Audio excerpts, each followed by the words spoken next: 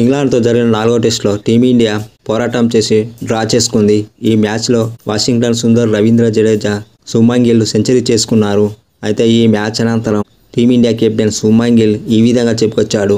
మా బ్యాటింగ్ ప్రదర్శన పట్ల చాలా సంతోషంగా ఉంది. గత 2 రోజులుగా మాపై తీవ్రమైన ఒత్తిడి ఉంది.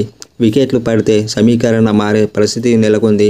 5వ రోజు వికెట్పై ఏం జరుగుతుందో అనే ఆందోళన నెలకొంది.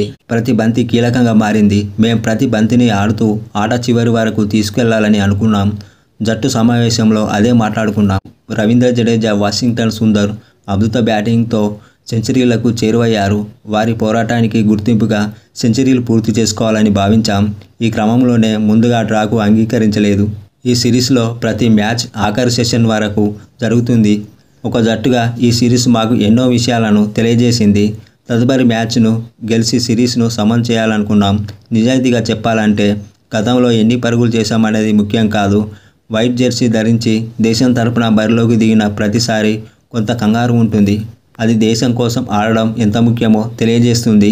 నేను బ్యాటింగ్ చేసే ప్రతిసారి మెరుగైన ప్రదర్శన చేయాలనుకుంటా. నా బ్యాటింగ్ను వీలైనంత వరకు ఆస్వాదించాలనుకుంటున్నాను.